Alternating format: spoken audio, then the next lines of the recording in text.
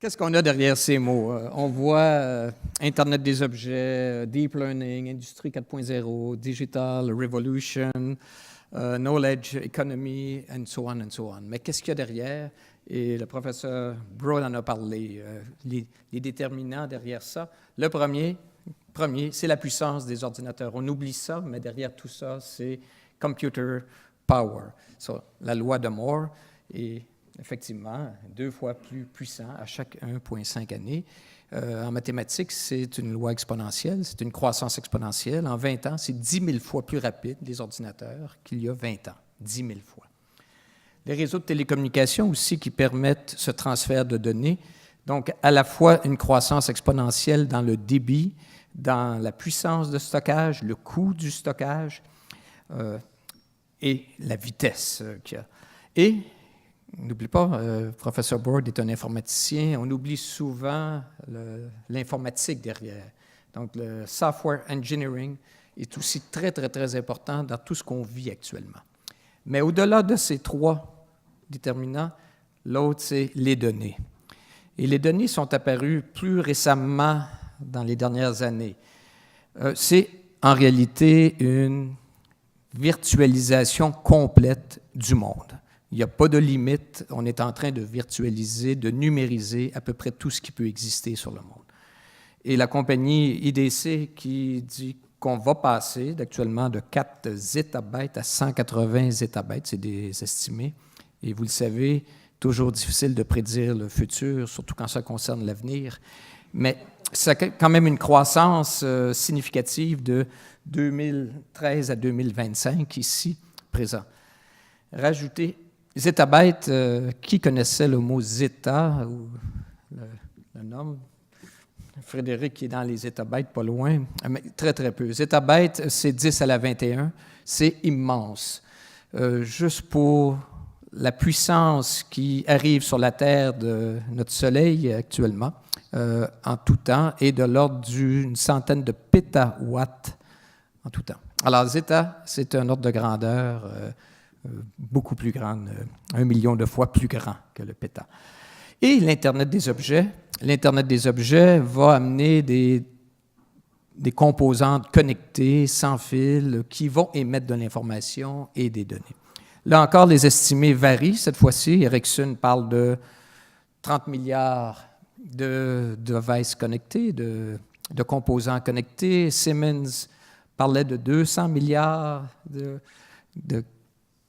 devices connectés. IBM disait en 2010, mais ils ne le disent plus, qu'il y aurait 1000 milliards en 2025. Je pense que c'est quelque part entre 30 et 200 milliards, c'est un peu. Ce que ça vous dit, ceci, c'est que les données, il y en a déjà beaucoup, énormément, et il y en aura davantage. Et on n'est pas ici, on n'est pas tellement rendu là, on est rendu à peu près ici. Donc, la croissance dans les données est quelque chose qui va se poursuivre. Alors, pourquoi c'est si important aujourd'hui? Pourquoi est-ce qu'on parle de ce buzz autour de l'industrie 4.0 et tout? Bien, c'est un peu la convergence des Outstanding Convergence of Innovation Driver, la convergence des vecteurs de l'innovation ici. Le premier, c'est présenté un peu différemment du professeur Bohr, c'est le technology push. Il y a actuellement une convergence des technologies numériques, associées au numérique, que ce soit le iCloud, l'Internet des objets, la robotique, 3D, printing, le 5G, réalité augmentée, là je vois qu'il manque des choses, intelligence artificielle,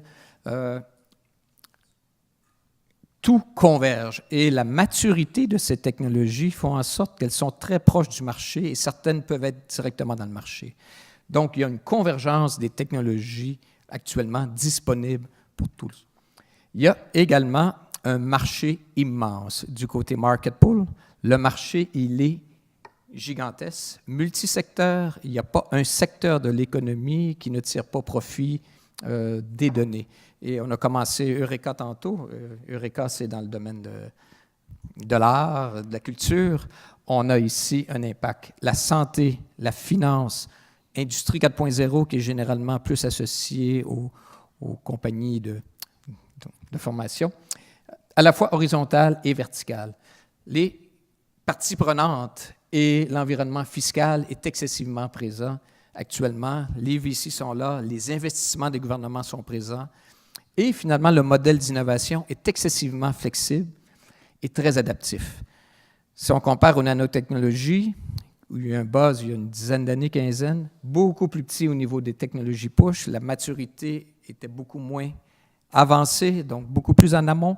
Le marché était important, mais davantage limité. On ne parlait pas de ça en finance, on ne parlait pas de ça en culture, on ne parlait pas de ça en politique, et l'argent n'était pas disponible. Alors, un exemple, je ne savais pas que PricewaterhouseCoopers était un commanditaire.